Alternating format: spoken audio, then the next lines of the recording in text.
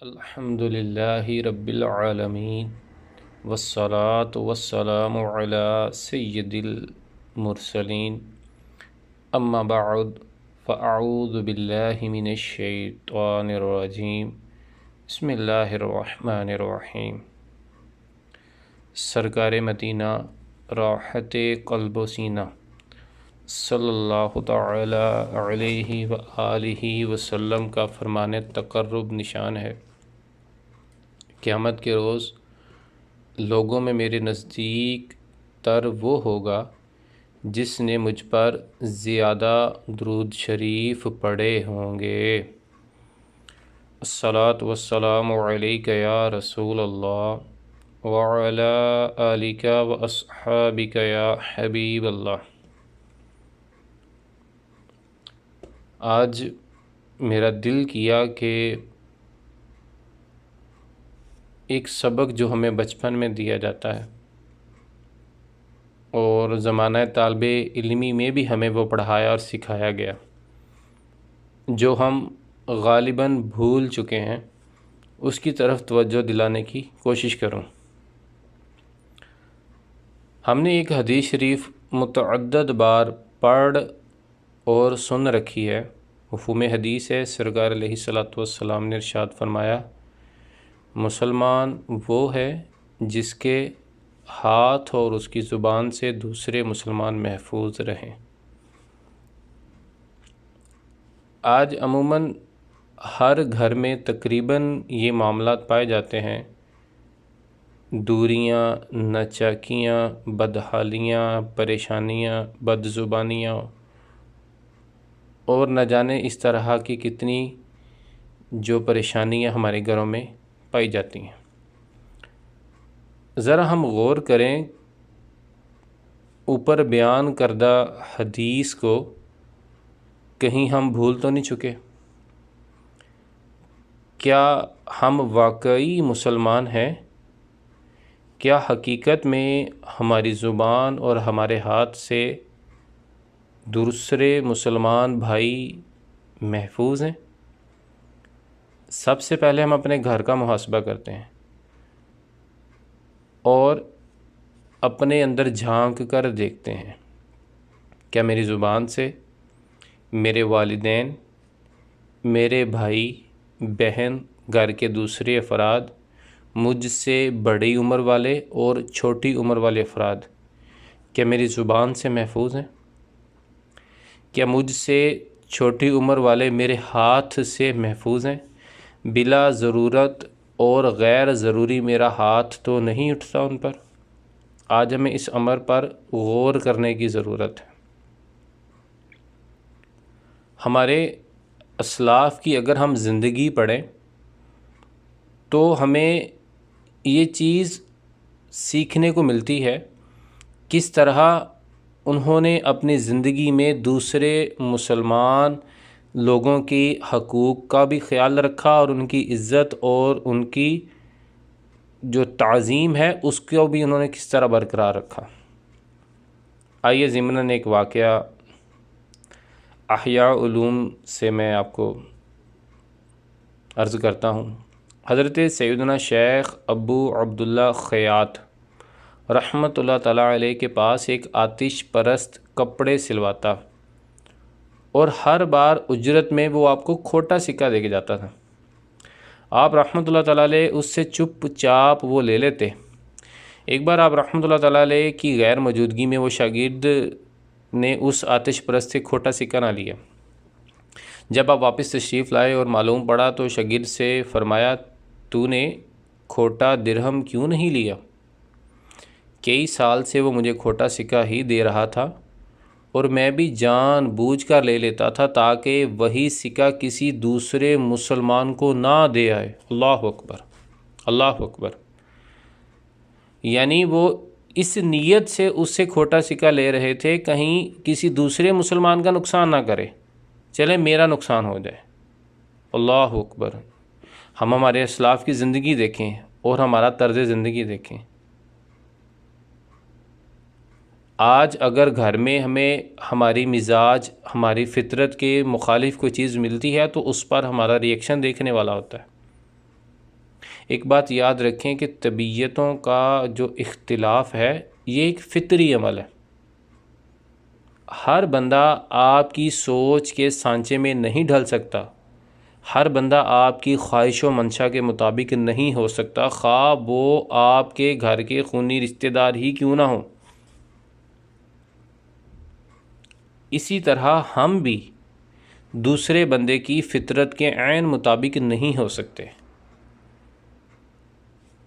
اب معاملات زندگی کو احسن طریقے سے سر انجام دینے کے لیے ضروری ہے کہ ہم ایک دوسرے کے ساتھ مل جل کر چیزوں کو مینج کریں اور وقت اور حالات کے ساتھ چلنے کی کاوش کریں۔ اس کے لیے ہمیں دین سیکھنا بہت ضروری ہے، اس کے لیے ہمیں ایک دوسرے کی جو حقوق ہم پر آتے ہیں ان کے بارے میں معلومات ہونا بہت ضروری ہے۔ افسوس کہ آج ہم دین کے معاملے میں بہت پیچھے رہ گئے ہیں۔ دنیا سیکھنے کی غرض ہو، دنیا سیکھنی ہو، پیسہ کمانا سیکھنا ہو تو نہ جانے ہم کون کون سے نسخے اپناتے اور شب و روز اس کے پیچھے لگا دیتے ہیں، مگر افسوس جب دین کی بات آتی ہے تو ہم دین کی چیزوں کو ہلکا جانتے ہیں اور بس جیسے ہماری سمجھ میں پڑتا ہے ویسے کر گزرتے ہیں۔ دیکھیے، اگر ہم اپنے گھروں کے اندر ایک اچھا اور اسلامی ماحول بنانا چاہتے ہیں، مدنی ماحول چاہتے ہیں، تو اس کے لیے ابتداً سب سے پہلے مجھے خود کرنا ہوگی، سب سے پہلے مجھے خود اپنے بیہیویئر میں تبدیلی لانا ہوگی۔ اگر میرے گھر میں کوئی بندہ میری مزاج، میری فطرت کے خلاف چیز کر دیتا ہے تو میں اس کا جواب خندہ پیشانی سے دوں، محبت سے دوں یا خاموشی اختیار کروں، کیا ہی اچھا ہو۔ دیکھیے، اکثر اوقات ایسا ہوتا ہے گھر کے اندر بہت سارے فیصلے لیے جاتے ہیں جو ہماری منشا کے مطابق نہیں ہوتے۔ اب میں ہوں گھر میں چھوٹا، اب میں یہ چاہتا ہوں گھر کے بڑے گھر کے جو فیصلے لے رہے ہیں اب ان فیصلوں میں میرا عمل دخل بھی ہو، جب کہ میں ان سب سے عمر میں چھوٹا ہوں۔ اب اگر میں چاہتا ہوں کہ میری بات سنی جائے یا میری بات یا مجھ سے بھی مشورہ لیا جائے، اگر وہ مجھ سے مشورہ لیتے بھی ہیں اور میں ان کو مشورہ عرض بھی کرتا ہوں تو قطعاً اس نیت سے وہ مشورہ نہیں دینا چاہیے کہ میری ہی بات سنی جائے یا جو میں مشورہ دے رہا ہوں وہی کیا جائے۔ اگر ویسا نہیں کیا تو میں دل میں کوڑنا شروع کر دوں، نہیں، بالکل بھی نہیں، یہ بالکل بھی درست بات نہیں۔ مجھے سب سے پہلے بڑوں کا احترام، کیونکہ حدیث شریف میں ہے، مفہوم حدیث ہے، سرکار علیہ الصلوۃ والسلام نے ارشاد فرمایا بڑوں کا ادب اور چھوٹوں پہ شفقت کرنے کا حکم دیا آپ نے۔ تو اگر گھر کے والدین، امی، ابو، بڑے بھائی یا دوسرے احباب، اگر ان کی طرف سے مجھے کسی قسم کی آزمائش کا سامنا کرنا پڑتا ہے، میرے مزاج کے خلاف چیز صادر ہو جاتی ہے، وہ کرتے ہیں، تو وہاں پر میرے صبر کا امتحان ہے۔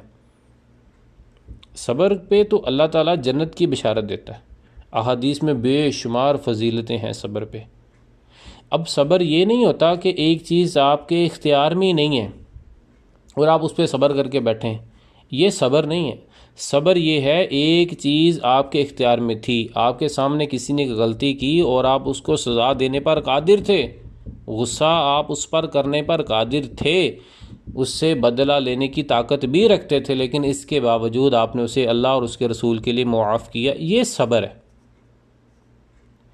اب میرے گھر والے آج میرے مزاج کے مطابق کھانا نہیں بنا سکے، آج سالن میں نمک کی کچھ کمی یا زیادتی ہو گئی، تو اب میں اس پہ برہم ہونا شروع ہو جاتا ہوں۔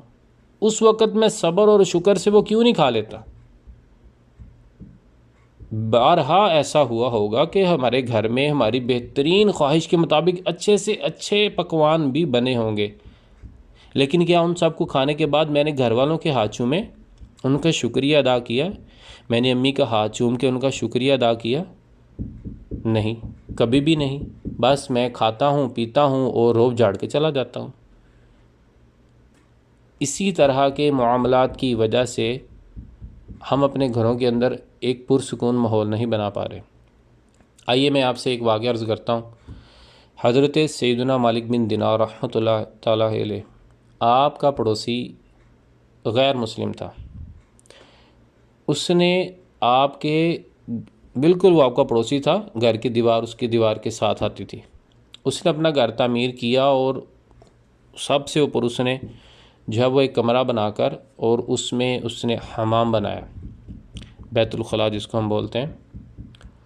اس نے کیا کیا کہ اس بیت الخلاء کا جو پائپ تھا یا اس کی گندگی کے اخراج کا جو اس نے نظام یا سسٹم بنایا، وہ اس نے سیدھے کا سیدھا ان کے صحن کی طرف کر دیا، چونکہ اس کا گھر ان سے بلندی پر تھا گھر سے، تو وہ اب کیا ہوتا، جب کبھی وہ حمام کو استعمال کرتے تو وہ جو گندگی جو بھی تھی وہ ان کے صحن میں گرتی آ کے۔ اب آپ مجھے بتائیں یہ کس قدر اذیت ناک چیز اختیار کرنی، صبر کرنا، اس کو کبھی بھی کچھ نہیں کہا۔ 15 سال یہ معاملہ چلا، جی 15 سال، ایک دن 2 دن، 1 سال 2 سال نہیں، 15 سال تک یہ معاملہ چلا۔ ایک دن خود ہی اس غیر مسلم کے دل میں یہ بات آ گئی کہ میں 15 سال سے ان کو اس قدر تکلیف دہ اذیت سے گزار رہا ہوں، لیکن اس کے باوجود وہ ہمیشہ خندہ پیشانی سے ملتے ہیں اور مجھے کبھی پلٹ کر انہوں نے سخت جملہ تک نہیں کہا۔ وہ ان کے گھر آ گیا، آگے ان سے عرض کرنے لگا کہ میں آپ کو 15 سال سے یہ پریشانی دے رہا ہوں، اس کے باوجود بھی آپ نے کبھی مجھ سے اف تک نہیں کی، اس کی کیا وجہ ہے؟ آپ علیہ الرحمہ نے فرمایا کہ مجھے میرا دین یہ کہتا ہے اگر تمہیں کوئی تکلیف دے تو تم اس پر صبر کرو تو میں تمہیں اجر بھی دوں گا اور تمہارے درجات کی بلندی بھی ہوگی۔ اب تمہاری وجہ سے مجھے ثواب بھی مل رہا تھا اور میرے درجات بلند ہو رہے تھے، تو میں وہ چیز کس طرح روک دیتا؟ میں اسی لیے خاموش رہا۔ وہ شخص اس قدر متاثر ہوا کہ وہ اپنی فیملی اہل و عیال سمیت دائرہ اسلام میں داخل ہو گیا۔ اللہ اکبر، یہ ہمارے اسلاف ہیں۔ کاش کہ ہمارا بھی ایسا مدنی ذہن بن جائے، ہم دوسروں کی عزتوں کا تحفظ، چھوٹے بڑے کی بات کی پاسداری اور اس کی عزت کا لحاظ کرنا سیکھ جائیں۔ محترم سامعین، یہ تو ایک غیر مسلم پڑوسی کے ساتھ کیا گیا حسن سلوک ہے۔ سوچئے اگر یہی معاملہ ہم اپنے گھروں کے اندر والدین بہن بھائیوں کے ساتھ کریں، کیا ہی اچھا ہو۔ اللہ تبارک و تعالیٰ عز و جل سے دعا ہے جو کچھ سنا اللہ تعالیٰ اس کو یاد رکھنے، اس پر عمل کرنے اور اسے دوسروں تک پہنچانے کی توفیق عطا فرمائے۔ السلام علیکم ورحمۃ اللہ وبرکاتہ۔